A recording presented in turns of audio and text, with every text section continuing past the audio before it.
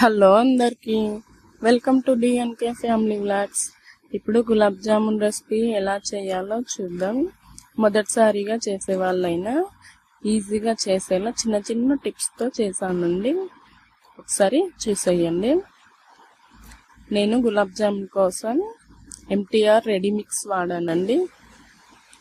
ఒక ప్యాకెట్ నాకు 2 కప్స్ వచ్చిందండి. కొలుచుకుంటే దీన్ని వాటర్తో కానీ లేదా మిల్క్తో కానీ కలుపుకోవచ్చు. నేను వాటర్ యూజ్ చేశాను.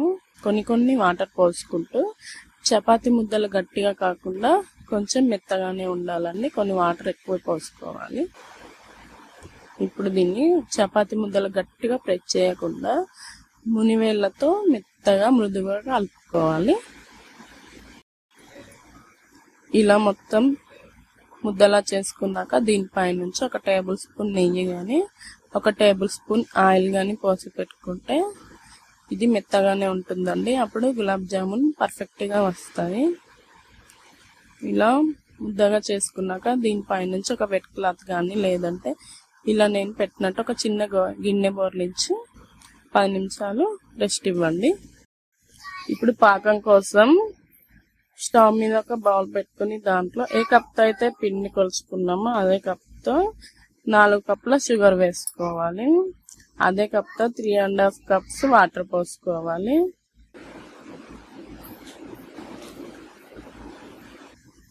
దీనికి పాకం ఏం రానవసరం లేదండి.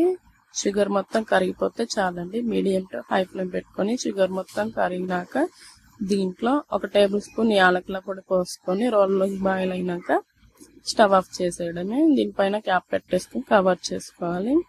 ఇప్పుడు గులాబ్ జామున్ కోసం పిండిని ఒకసారి మంచిగా కలుపుకున్నాక చిన్న చిన్న బాల్స్గా చేసుకోవాలి. ఒక ముద్దను తీసుకొని ఇలా గట్టిగా ప్రెస్ చేస్తూ చేసుకుంటే క్రాక్స్ ఏమి రావండి. ఇలా అన్ని సేమ్ ప్రాసెస్లో చిన్న ముద్ద తీసుకొని కొంచెం ఒకసారి గట్టిగా ప్రెస్ చేసుకొని తర్వాత మంచిగా రౌండ్గా చేసుకోవాలండి. ఇలా చేసుకుంటే గులాబ్ జామున్ పర్ఫెక్ట్గా వస్తాయండి, క్రాక్స్ ఏం లేకుండా. కొంచెం టైం టేకింగ్ ప్రాసెసే కానీ చాలా పర్ఫెక్ట్గా వస్తాయండి. ఒకసారి ఇలా ట్రై చేసి చూడండి నేను చెప్పిన విధంగా. ఇలా అన్నీ చిన్న చిన్న ముద్దలుగా చేసుకోవాలండి. ఇలా చిన్న ముద్ద తీసుకోగానే కొంచెం గట్టిగా ప్రెస్ చేసి ఇలా రౌండ్గా చేసుకోవాలి. ఒక్క క్రాక్ కూడా లేకుండా వస్తాయండి. ఒకసారి నేను చెప్పినట్టు ట్రై చేసి చూడండి.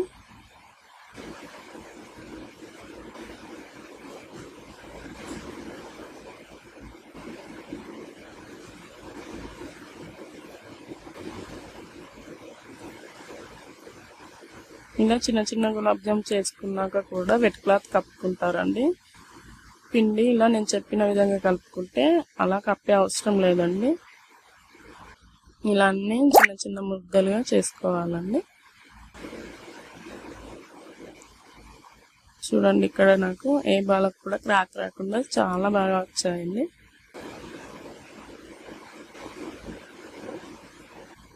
ఇప్పుడు ఆయిల్ హీట్ చేసుకోవాలి. ఇక్కడ ఆయిల్ తక్కువ హీట్ అయినా ఎక్కువ హీట్ అయినా గులాబ్ జామున్ విరిగిపోతాయండి. ఆయిల్ హీట్ అయిందో లేదా ఇలా చిన్న పిండి ముద్ద వేసుకుంటే అది కిందికించి పైకి వస్తే మన ఆయిల్ పర్ఫెక్ట్గా హీట్ అయినట్టండి. ఇప్పుడు ఒక్కొక్క గులాబ్ జామున్ వేసుకోవాలి. ఇక్కడ గులాబ్ జామున్ వేసేటప్పుడు ఆయిల్ మొత్తంలో 3/4 గులాబ్ జామున్ మాత్రమే వేసుకోవాలండి. లేదంటే హీట్ సరిపోక ఒక సైడ్ గులాబ్ జామున్ మాడిపోతాయి, ఒక సైడ్ గులాబ్ జామున్ కాలవు.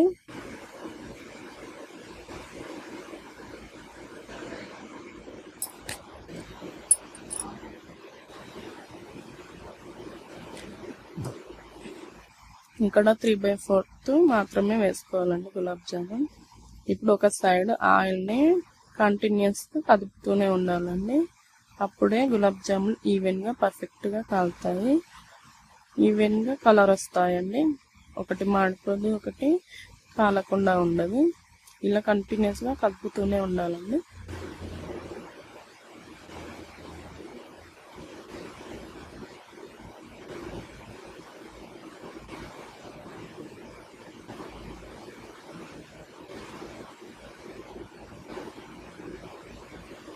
ఇలా అన్నీ గోల్డెన్ బ్రౌన్ కలర్కి వచ్చాక ఇప్పుడు తీసేయటమే.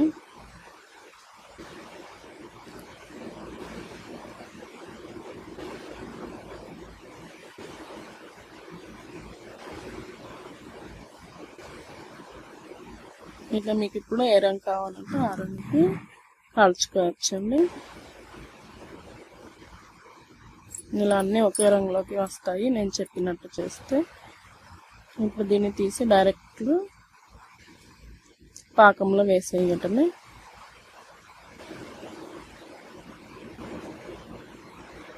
ఇప్పుడు మళ్ళీ గులాబ్ జామున్ వేసుకున్నాక మళ్ళీ సేమ్ ప్రాసెస్ అండి. కంటిన్యూస్గా ఆయిల్ని కదుపుతూనే ఉండాలి, అయితేనే సేమ్ కలర్ ఈవెన్గా కాలుతాయండి.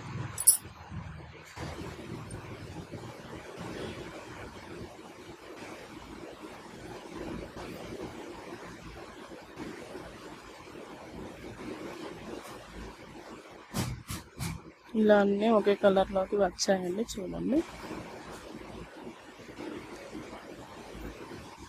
ఇలా గోల్డెన్ బ్రౌన్ కలర్కి వచ్చాక తీసేయడం.